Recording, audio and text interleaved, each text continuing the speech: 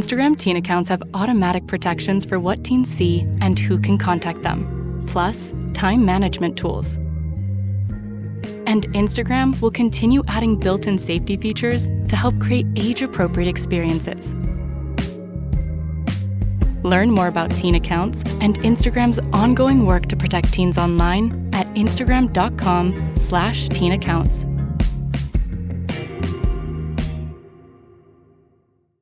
Let's be completely honest. Are you happy with your job? The fact is, a huge number of people can't say yes to that. Too many of us are stuck in a job we've outgrown or one we never really wanted in the first place. But we stick it out and we give reasons like, what if the next move is worse? And I've put years into this place. And maybe the most common one, isn't everyone miserable at work? But there's a difference between reasons for staying and excuses for not leaving. It's time to get unstuck. It's time for strawberry.me. They match you with a certified career coach who helps you get from where you are to where you want to be, either at your existing job or by helping you find a new one. Your coach helps clarify your goals, creates a plan, and keeps you accountable along the way. Go to strawberry.me/career and get 50% off your first coaching session. That's strawberry.me/career. Find the biggest voices in sport on the Sports Social Podcast Network. Like the Managers with me, Mick McCarthy. And me, Tony Pulis. Join us on our podcast, which is all about football managers, talking to football managers about what it's like to be a football manager. Search the Managers and listen wherever you get your podcasts. Sports Social Podcast Network. Tonight on we try and figure out what was going through Moriarty's head at the weekend, wonder if we can beat a high-flying Connacht, and bask in the rare bits of positive news. Stay tuned.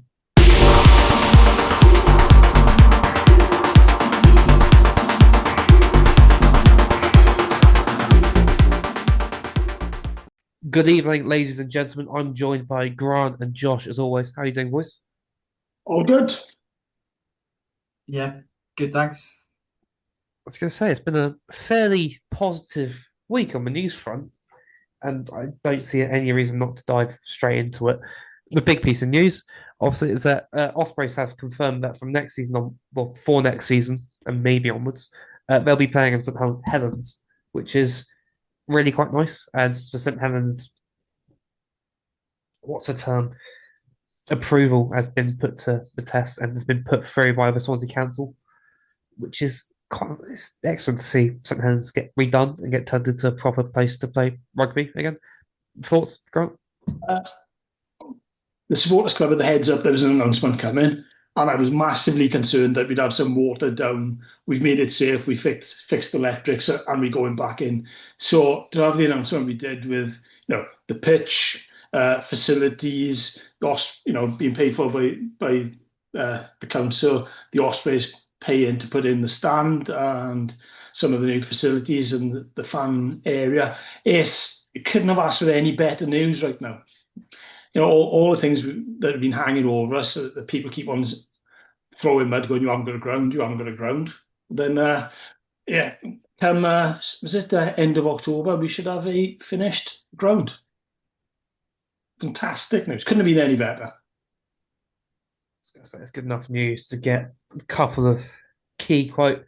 Mark Jones said that it's something special is going on, and I don't disagree with him. Lance Bradley came out of hiding to give his thoughts and to keep building the praises at hands. It's really nice to see that the whole club's finally moving forward, at least in a positive direction, at least in the short term. Yeah. It means that we still might have some longevity past all of this mess. Well, we've been stuck in this loop in terms of the funding coming from the council, in terms of them needing guarantees to release the full amount of money. And the way this has been done is really smart. So the council are putting in an all-weather pitch and facilities for the entire area to use. Swansea Rugby Club, university, everyone. The Ospreys add to that in terms of adding the stands there to host professional rugbies and the TV facilities. So it's, the way it's been done, you got to say massive thanks to Stewart and company and to Rob Davis and the rest of the Ospreys for putting this together. So brilliant news. So we'll probably go more into the specifics and details tomorrow. We're having a chat to Rob Stewart on the pod, stay tuned. It'll be in your inboxes in hopefully under 24 hours. Depends how quickly I can edit it. And we can record naturally. There is one more piece of, I say, quote unquote news, and then it's at the end of today's Ospreys put out a statement regarding St Helens today, and they had one line at the end saying, "Stay tuned to Ospreys social media channels for more exciting announcements in St Helens, player news, and more in the weeks ahead." What do we think player news means? Oh, we signing a mega star. I've had it on the slide that we're signing it's a new signing. It's not another re-signing. It's a new signing, and it should be fairly big news. That's as much as I know. I couldn't wheedle any more information out of the person I was talking to, but I was appreciative for that much. Oh, if we're getting a new signing, who do we think it is? Because, more importantly, where do you think we signed? Because it's been a while since we've had any decent rumour mill content. Oh, maybe Ferrari's coming in to tight dead. That'll do. Yeah, I was thinking tight head would be top of my wish list as well. Love a tight head. We've stolen Rob Hunt from the Dragons. Oh, yeah. Maybe. Yeah, Tom's toy might be nice. Fairly unlikely. Yeah. No, that's okay. We've got another absolute quality back row to try and shoehorn into the rest of the absolute top quality back rowers that we've got. But you never know. You never know what might pop up now. To be fair, we could use a 7 with Jack moving on next. Yeah. Yeah. And I've done out 7 to back up the easy. Yeah. Yeah. Another 10 would be nice as well. Okay. Mind you, if Cock and Singer leaving, it might be worth getting another 12, 13 hybrid. Well, again, the Scarlets are overloaded with centres as much as we're overloaded with back rowers, so you never know. Scott Williams came to us before, didn't he, for game time? Yeah. Eddie James could, use a run out every now and then. Yeah. Wouldn't say no. Yeah. It's nice to have some hope around this club for the first time in what's felt like 3 months, it must be said. The bang in my head it's felt as if it's against a metal panel, and all of a sudden it's like, hang on a minute, maybe we are wearing people down, maybe things are turning. You look at what's going on with Rob Regan, you look at the momentum that's being gained, and fingers crossed that everything's going in the right direction for Welsh rugby as well as just us, in terms of us putting the missing building blocks in place in terms of stadium news. It's great, isn't it? Come on, Josh, even you must be like a massive step forward in terms of mood compared to some of the recent months. Oh, definitely. Yeah. I think the big one is just financially, because obviously from the leaked minutes, one of the big points raised by Lance Bradley, I think it was Lance Bradley, was they're essentially losing $2 million a year, and how sustainable is that? Now, first of all rugby clubs are losing money, so that's no new thing. But I think the elephant in the room has always been that we haven't had our own stadium. It's been difficult for us to generate income outside of Rugby Matters, even when we're at Swansea.com. And now we've kind of temporarily moved to Bridgend. This is kind of the step that we've needed to take. And even if it's a process of getting, just getting the pitch in place to start off with and seeing what we've got in terms of stadium facilities and then building on that. But it gives us massive opportunities to generate more income in the future and hopefully, potentially have a greater business model that's more attractive to sort of investors and local businesses. 100%. You go back again to the Q&A that Lance Bradley held in not the Bramley Hall, in the Patti Pavilion, and it was like, our half a season in St Helens, we wouldn't have been profitable, but the plan was for season 2, when we're there full time, we'd be breaking even. And it looks like next season there are some delays in terms of maybe the cricket. Cricket won't be fully out of St Helens, but it looks like we should be in a position where we're going to play the majority of the season in St Helens, and be in a point where other people are losing money, if we get the business, the business models right, if the facilities are right, then we can, we're going to generate like revenue away from the match day from the facility. We can, we're playing away. Good God, we've got a clubhouse to go to where people can go and watch the game together. It's fantastic, mate. Yeah, 100%. Also, yeah, the fact it's going to be a 4G. Obviously, I'm in Gloucester, so Gloucester have kind of got their all-purpose pitch, and things like local cup finals and things like that. You get the kids playing on the pitch, and they kind of aspire to then play on there again as an Osprey in the future. So having that all-purpose pitch will be a massive game changer, I reckon. Yeah, just look at how it works for both Rodney Parades and Cap, and that they're used constantly by the under-20s. They're constantly used by the women's side. It gives opportunities going forward. Cap makes loads of money out of the women's, especially like sort of the women's Six Nations. All the games have a Cap. It's a no-brainer to be able to use it for other things at this point. Yeah, definitely. And obviously, like we've touched on the location, but I don't know many stadiums that are a beachfront location that close to the sea. Like, if you can really, make some improvements to the stand, you can have a great corporate hospitality there. And yeah, it's also walking distance from the university. So the university can come down. There's loads of student accommodation nearby. I think you'll get a lot of student fans wanting to come, where the Swansea.com was probably that little bit further where they didn't want to go. I think there's so many pros. Give it a couple cheaper student pints, and you are in it for ages. It'll be a great day out. I'll certainly be going down or travelling down. I'm like Josh, who hasn't gone to a game in how long? Shots fired. Probably has been more. But I do play on Saturdays, so it does make it more difficult. But I'll try and get to the next Sunday fixture. It's a poor excuse. It is a poor excuse. Rocking form. And there's not actually another Sunday fixture for this season, so that's kind of falling in on me a little bit. Shocking. Next season, mark my words. First game at St Helens, I'll be there. You're definitely going to be down for the next fixture on a Monday and as well. Yeah, and a Tuesday and a Wednesday and a Thursday. Yeah, exactly. What commitment.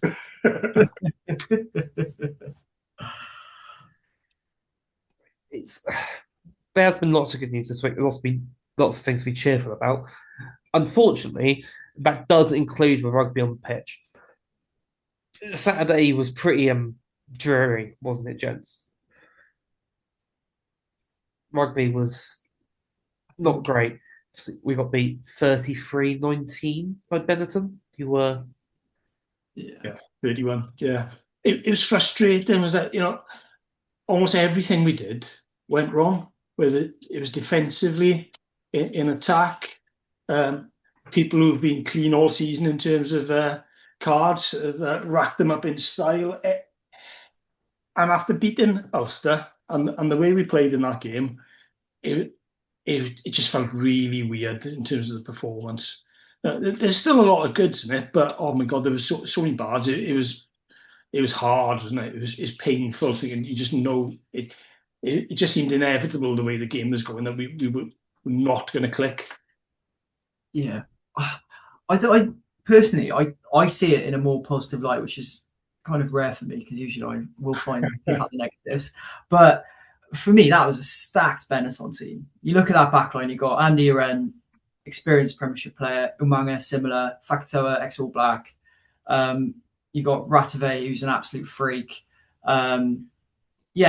Mendy, who was 2 taught the Lions like less than a year ago. Yeah. And Rhino Smith, the fullback. Yeah, that's the stacked Benetton team. They brought Lamaro back. They had the loose head from Argentina. Gajo. That's it, Gajo. That's a proper team, and we're away from home. And for me, I had to watch the last 20 minutes back because I didn't really get to watch it properly the first time. And there was moments where I think the luck just went against us a little bit. I think there were a couple of tough refereeing decisions. Not saying the refereeing was biased or poor in any way, but for me, there was, for the first benneton try, there was a clear knock on, and they did the classic French thing of, oh, we can't find an angle, we can't find an angle. They've taken the conversion, we've kicked off. Oh, there we go. There's the angle of them knocking it on. Bit late now. There was that. There was the chip through. I think 20 minutes to go, chip through, and they had a player down injured. And Ruben Morgan-Williams sees there's no fullback at home. We've got Owen Watkin and someone else chasing. It's a walk-in. And the referee calls it back because it's a player down injured and they've kicked it over him.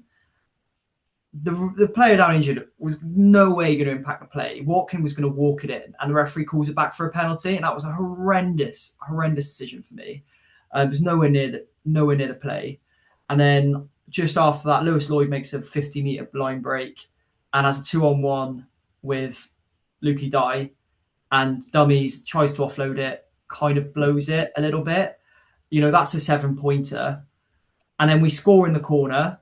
And unfortunately, it comes back for Ross Moriarty kind of taking someone out. And fair decision, it was a red card. But then they go the other way and score. And that's a 14-point swing. So suddenly, you're looking at those and you're like, to honestly, this opportunity missed. And I think that's the more frustrating thing for me, was that it felt like we had chances to win it. And we were just a bit unlucky at times, a bit inaccurate at times. And it felt like that's what cost us. But I'd be more worried and more concerned if I feel like we didn't have those opportunities to win it.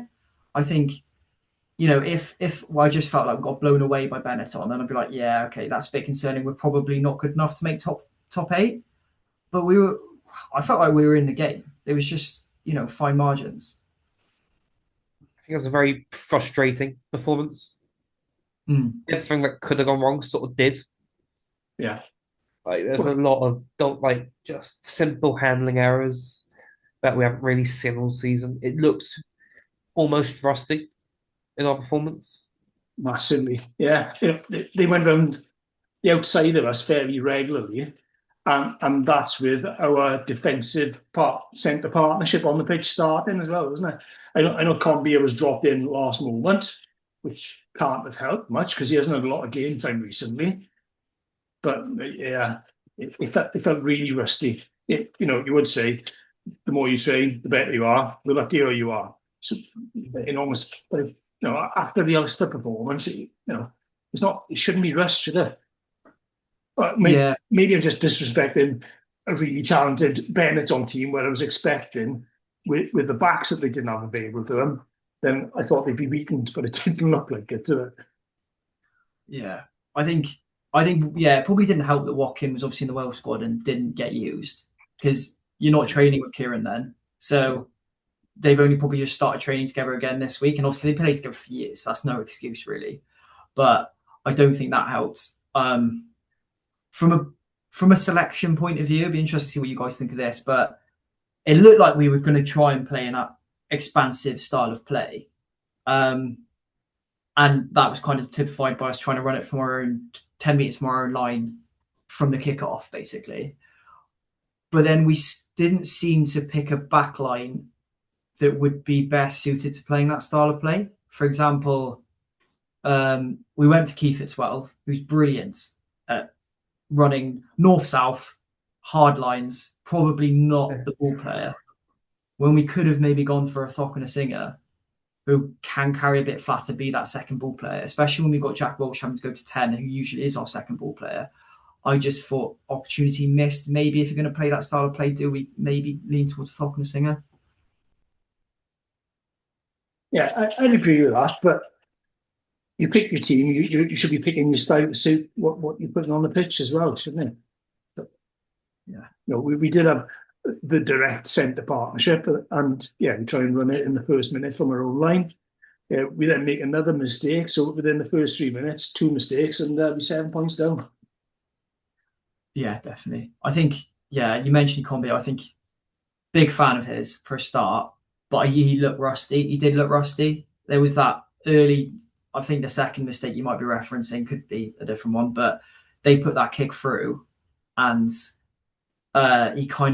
he didn't need to play it. He could have just let it go out to touch. They then have a 5-10 meter line out, which I think they scored off. Yeah. But he's a top player, and that's just ring rust. That is just rusty. And he was also up against Ratave. And yeah, I certainly wouldn't want to be defending Ratave at any point either. We don't give him any space to stop him as he's getting the ball and hope for the best. You don't want him having any momentum. Yeah, exactly. I think losing Keelan just pre-kickoff was quite a big loss, I think.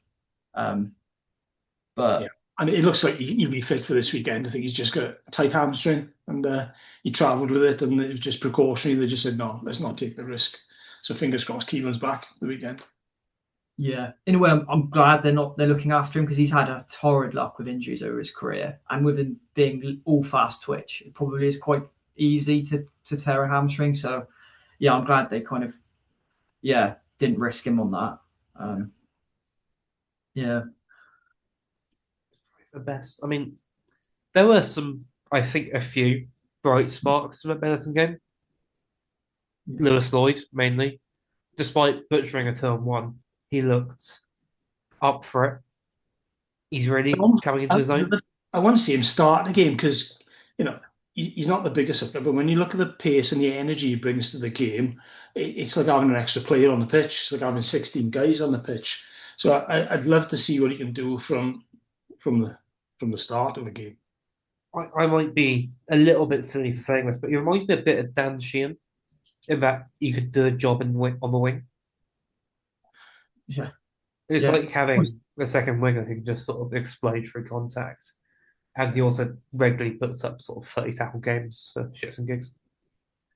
Yeah. So I think you're both bang on. And I also would be tempted to start him, just because the amount of work rate he can get through and his engine, it kind of feels almost a bit wasted when you only use it for 20 minutes, because he can do it for 60. And it's similar to Lake, where it's like having another back row on the field. So if he can get through 20, 30, he can get through 10, 20 tackles, he can get through 10, 20 carries in that 60 minutes, I'd almost be tempted to start him and bring someone like Parry on for the last 20.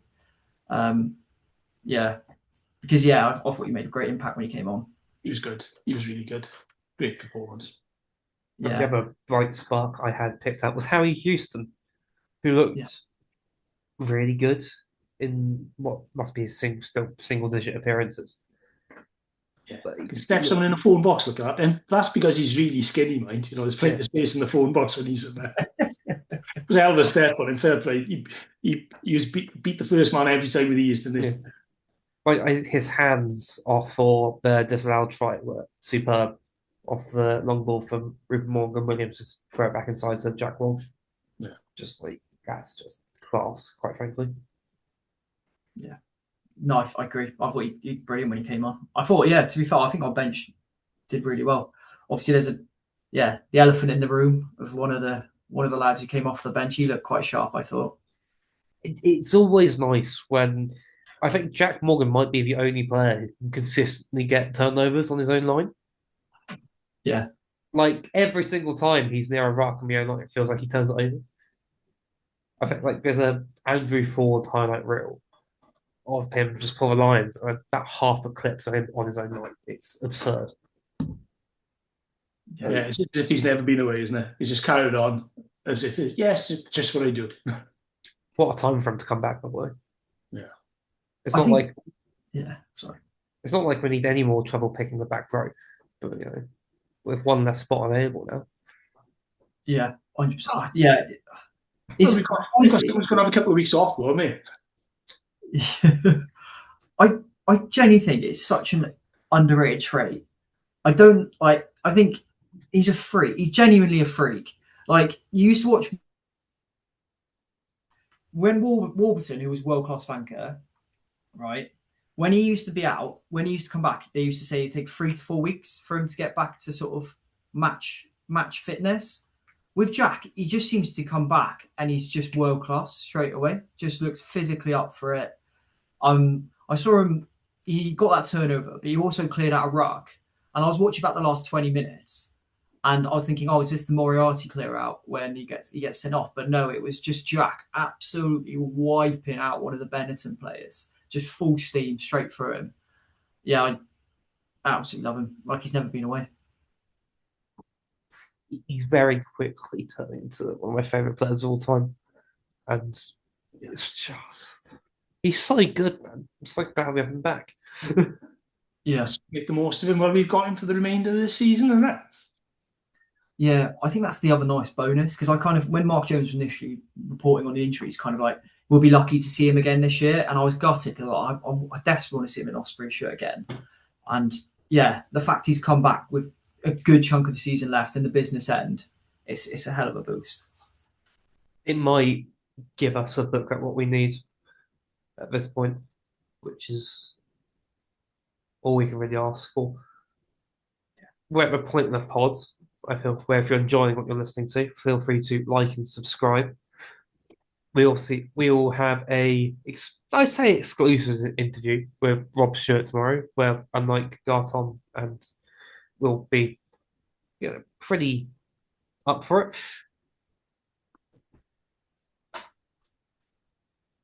Otherwise, Grant, I heard there's been some results that have happened in the community this week.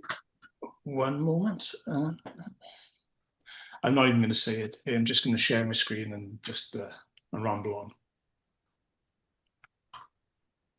on. Okay.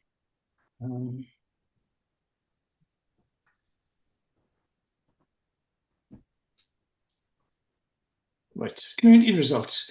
In the SRC, not a great weekend for our teams. Bridgend 18, Llandovery 26, RGC 39, Aberarden 12. In the Premiership, Neath 36, Crosskeys 23, Neath just cementing that fourth place in the Premiership.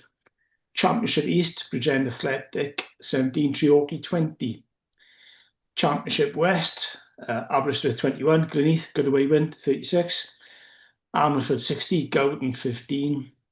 Bonamine 26, Tondy 14. Dunfern 39, Trebarnos 33. Good away win for Trebarnos, well done. And finally, close game, Kenfigill 18, Tartar Steel slightly to the west at Sempi. Moving on, National League 1 West Central, Maesteg Quins 3, Ystadlabera 10. Game abandoned after 30 minutes due to injury. We send our wishes to the injured player. Nantafellon 37, Vardra 28, and Ystrad 16, the Mighty Skywin 17. Well done, Skywin. National League 2 West Central, Porthcawl 7, Neath Athletic 29, South Gower 29, common score, Brynaman 25.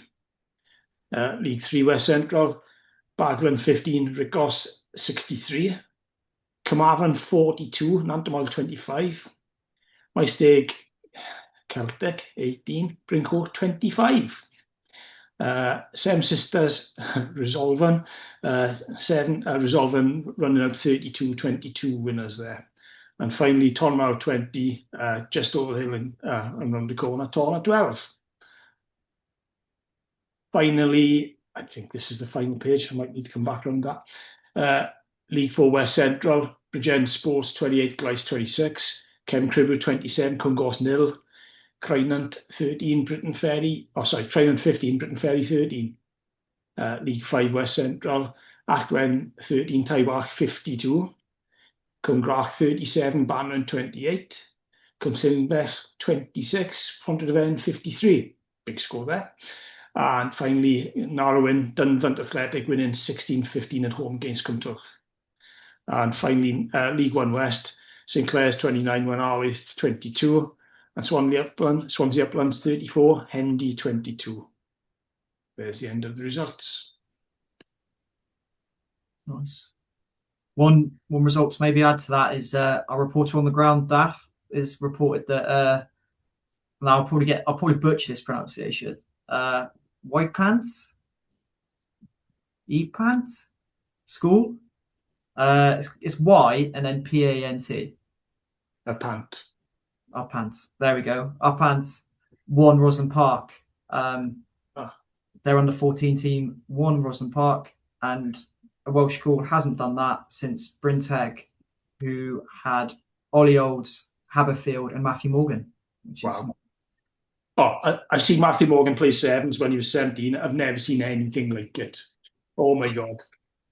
So yeah, if to pull off a performance of the likes of Matthew Moore, a team with Harbers and Matthew Morgan were involved in, well done, boys. Yeah, definitely. But apparently there's not enough talent in Wales, so it can't be true. I don't believe it. Never enough talent in Wales. Come on. Too much talent, so much so that there's English scouts constantly floating around Welsh schools rugby, taking players and or taking youngsters and taking them off to Clifton and Company and Millfield, etc., and turn them into stars. And hopefully not taking them permanently away from Welsh rugby, but it has happened, hasn't it? Unfortunately, so yeah. Yeah. Well done, boy. It's good news. It's good news. Just as a side, what a player Matthew Morgan was, by the way. Wow. Going forward, yes. In defence, what player? Matthew Morgan. Business decisions. He was a joy to watch going forward. Well, when he went full length of the pitch for the Ospreys, yeah, was it Nicky Walker chasing him, I think, at that point? I'm pretty sure. That's like the lasting memory of Matthew Morgan in my head. That, and I think it was Wales probables, his unprobables, where he did something absurd. Unfortunately for Matthew, my last in memory of him was when he was playing for Cardiff and Josh Martavesi was running straight at him, thought about going left or right, changed his mind and went straight through the middle of him. Yeah, that sounds like Matthew Morgan. Yeah, but yeah, oh my God, as a sevens player, what that pace with all that space was, and that step was amazing. Anyway, shall we talk about the upcoming rugby? Connacht away this weekend. Connacht have been on quite a good vein of form. Yeah, unfortunately. Yeah. I sort of like I've got that. It seems like they've really started to click after a dodgy start to the season. Stuart Lancaster's finally got a team winning. But they've won their last 4 games. Yeah, that's not something I want to hear, to be honest. It's always... Okay. They lost the game before that, there was that. They're always quite difficult to go to away. Yeah, well, they've got a new stand. Okay, they've got a big crowd. They've got a big crowd there now. They've got a plastic pitch. They've got horrendous winds. It's going to be like St Helens next year, isn't it? Yeah, pressure's on after that benneton result as well. We desperately need to pick up some wins because a lot of the teams around us are picking up wins. So if we don't, then we're going to fall away.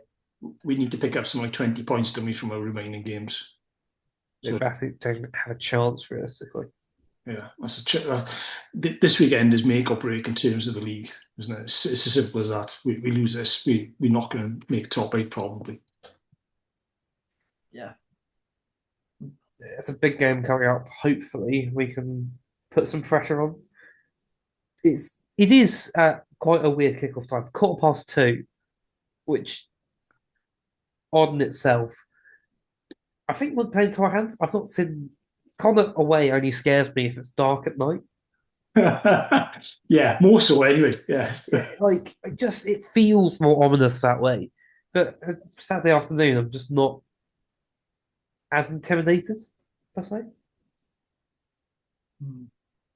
It feels like a game that we can bounce back on, at least give them a challenge. Obviously, we beat them earlier this season in the Challenge Cup after maybe the worst half hour of rugby I've ever seen from us into some of the best 50 minutes I've seen from us ever.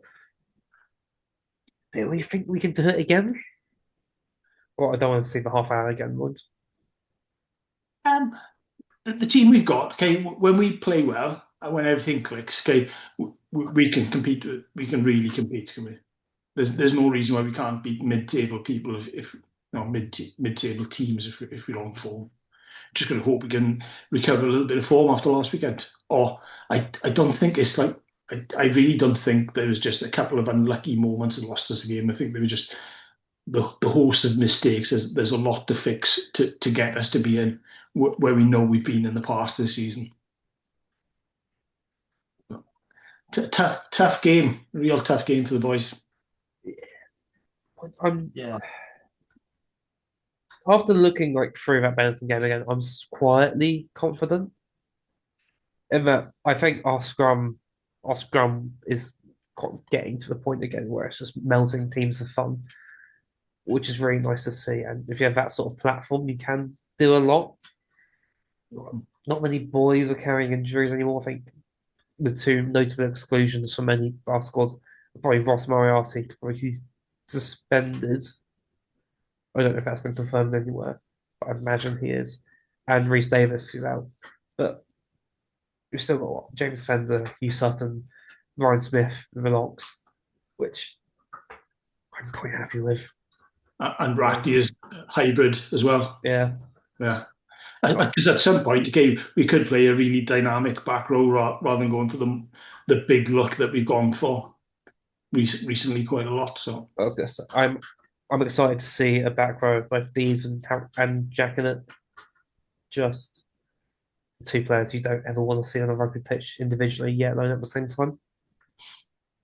I wouldn't like to second guess what Mark is going to do in terms of picking that back row. And more to the point, these days, I'm not that concerned because there's that much talent in the back row pool. It's very much pick three names out of a hat and they'll work. Yeah. Because we could pick three hybrid 6/8s, can we? And that wouldn't be too concerned. No, we'd still be all right. Yeah. We'll see. We'll see. More importantly, do you think the Welsh boys are going to come back in? Danny Eds, Tom, Dewi. I've heard a rumour that Dan's fit and available for Connacht, which is great news. Ugh. So that's disappointing. No, he's available. He's available. Oh, God. I thought you said isn't. Oh. Is. Oh, no, it isn't. That's confused. That's a terrible reaction. Is that going? Oh, never mind. Yeah. Oh well, the season was fun while it lasted. Yeah, sorry, I'll be a bit more here. I don't know if Gareth Thomas is going to be available, but again, there's a bit of rustiness with Luke Davis making his first appearance in a while, isn't there? So, you'd like to think that Ruben plus Kieran being available for the game. Jack, you never know. We might actually rest him for like a game. If you've got Dan Edwards available, or put him onto the bench and start with Yestin or Nagy as fullback. Or just keep on like flogging the horse that is Jack Walsh who keeps on delivering. And I think last weekend sort of proved that, you really should be at 15. He's a great 15. He's an okay 10. Yeah, I imagine Danny Eds is coming straight back in. I think our squad variant is going to very much depend on how much we want to try and go in the Challenge Cup. Do you know what the plan is? Are they staying out in Ireland, or will they fly out for the Saturday game, fly back, and then fly back out for the following week against Ulster? Knowing the way the Ospreys normally do it, they'll be flying straight back. If the game's that early, they might, and they've chartered something, maybe they'll be back on Saturday evening. Oh wow, okay, yeah. I guess cost saving wise, probably it's a bit cheaper than keeping a team out in Ireland for a week.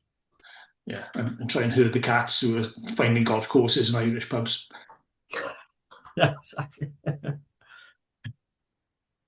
No, fair enough. Yeah, because I thought they might take a bigger squad and keep them out there for a bit, but that makes sense. I don't know if they do potentially rest up boys to target Ulster the following week. Well, from my point of view, I would throw everything at this Connacht game because that then gives us options, isn't it? Because if we lose against Connacht, we've only got one big game left in this season, unless we win it against Ulster. The URC is done. You in the URC, okay, you can still rotate your team as best you can to try and compete on two fronts. The rest of our games this season aren't awful for us if we want to get as many points out of them. We've got, obviously, Ulster away. We've got Sharks at home, who, on balance, we should beat them at home. I don't think we're going to bring a massively big squad to Europe. right after sort of Challenge Cup weekends. Cardiff away, which I back us, quite frankly. Yeah. Cardiff don't look great. They did not look good in South Africa against the Bulls at all.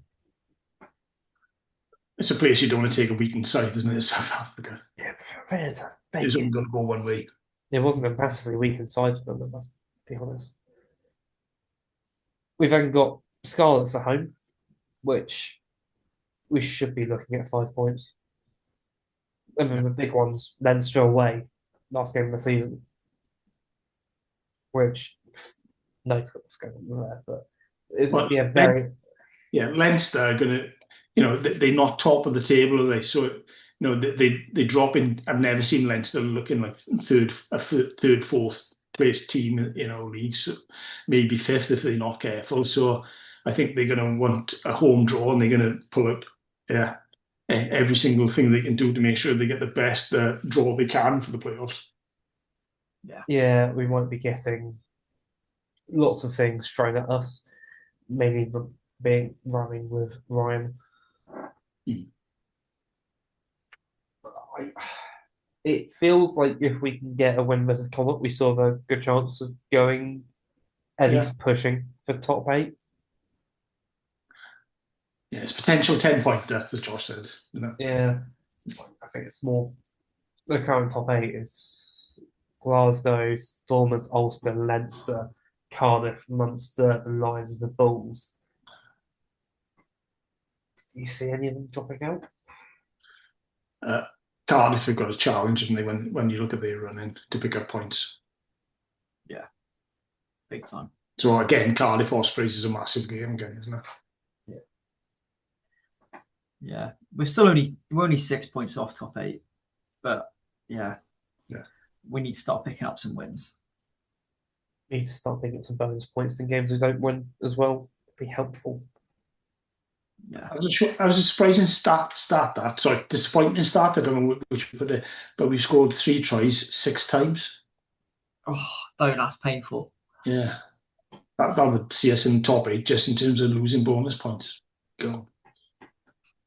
I was going to say, like, we've got if bonus points weren't a thing, we'd be level on points with Connacht. We'd only be 2 behind the Bulls at the moment, which would be a much better position, it feels like. Yeah. We just need to try and stay in games that we are losing, or put a nail on the head of the ones we're winning. I think the South African teams will do well towards the end of the season when they dry pitches, full teams.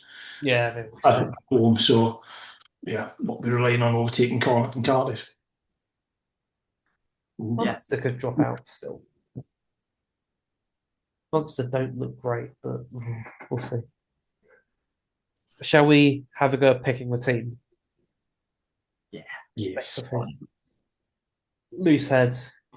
Just go on, Tom, come straight back in. If he's available.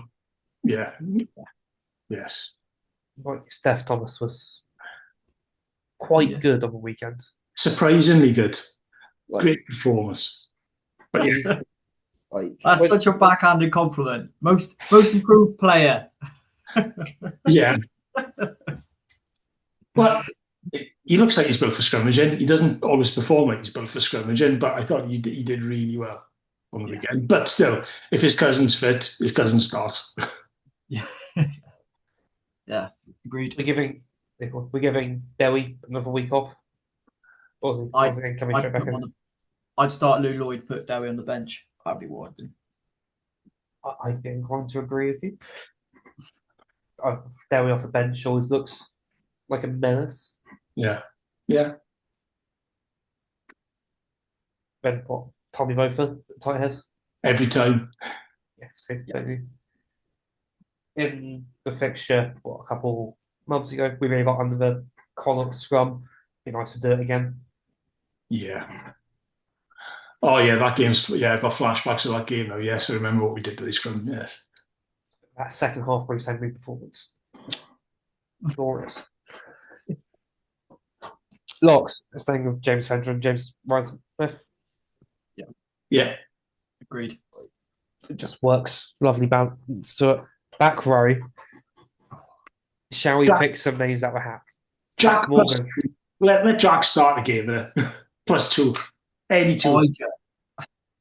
I'd go Jack, Deavesy, Morris, with Morse to come off the bench, and I'd have Ratty on the bench as second row cover. That's a good balance, that is. That's lovely. Yeah, that is quite nice. Maybe little line out forward, Luke. Lots. Yeah. I sort of just want to see those three run into people constantly.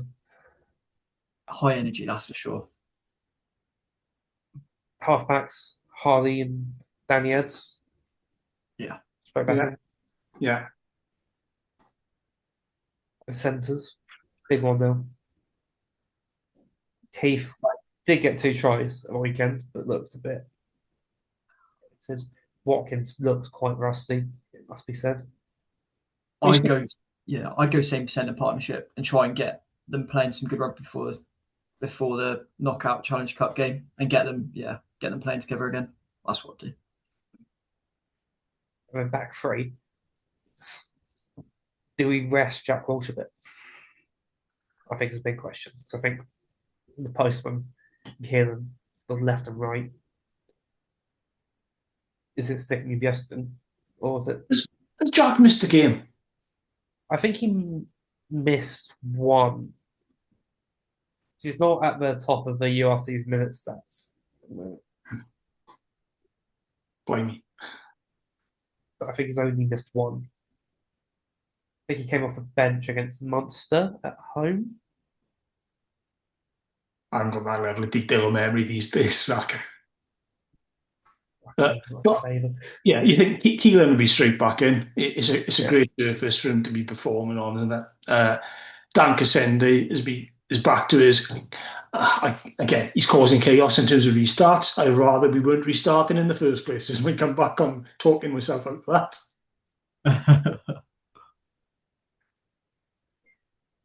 Yeah, I'd go Kissende, Giles, and then problem I've got is if you don't have Walsh, I do like having a second ball player at 12, so I would go Singer. That's my worry. If you're playing Keith Runneath at 12, then having another option with Dan works, isn't it? Yeah, definitely. Yeah. He's gone again. What a shame. Right, leaving this one. Bench, I think, picks itself. Yeah. Largely. I mean, yeah. Props are pretty easy. It's one of Steph Thomas or Garen Phillips, but he didn't have his best time against. Also, last time out, last time out, I tempted to just stay with Steph Thomas. Yeah. Come on. What? I'll leave him. Sorry. I want to see Reece Henry do just play some at 10 a bit more. Be nice to see. Off a bench. Be lovely. Is he back? Is he back? He's back. Stop pulling the lead out. I need to upgrade my Wi-Fi, I think. Yeah. Sorry, we were just discussing who to put on the bench. Yeah. So where have you got up to? I think probably just the last 3. Okay. We stick with Dipon on the bench. Yeah. I'd go with Ruben personally on the bench. Yeah. And then I'd go Phil, because I like Phil as an option because he offers something a bit different at 12 on the bench. And Harry Houston looked really good, or you could go Hopkins, or even a Nagy. I don't know. Or Boshoff. But I wouldn't go Boshoff because I've already got Phil. Well, thanks for listing the rest of the squad out there, Josh. Yeah, exactly. Don't forget Tommy Florence as well. You can have him. Anyone else? Tombia. Luke Scully might get a run out on the bench. Yeah. I mean, it's nice just being at a point where we have to have these discussions about who we want, because even if the first 15 does sort of pick itself nowadays. All right, last thing, boys. a score prediction, something funny. Josh, lead us off. I am gonna go. No, I can't finish this pod on a negative note. We'll go Ospreys by 3. And something funny. For once, there won't be sideways lateral rain in Galway. It'll be a nice sunny hot day for open rugby. I'm about to grab my phone and check the forecast for the weekend in Galway. Yeah. Major storms coming. Gale storms coming through. Yeah. Yeah, I'd go Ospreys by 9. And I can see a major storm coming in the last 5 minutes of the game, and some hail, big lump of hail actually knocking someone out. How's that? How's that for like scary biblical conditions in Connacht? It'll be a nice change, it not being Ross Moriarty knocking people out and it being hailstones instead. Oof. Too soon, then. I think Ospreys by 8. I think we can get under this Connacht side who might rest a few players quietly because they've got a proper good run in the Challenge Cup upcoming. And check the forecast. Only 17-mile-an-hour winds. See? And dry. My forecast is very dry, but I don't think the players will mind that much. And something funny is that both Jack and Harry Deves are going to win the turnover at the same time, almost cuddling each other. What, 2 people at the bottom of a pile of people is going to be those who just hang on to the ball on the floor. Yeah, of course. Something very illegal they'll both get away with because they're both doing it. I think with that, we'll call it there for this week, gents. Thank you for joining me. And thank you for listening, everyone. We'll hopefully be back tomorrow with some more exclusive content. Stay tuned.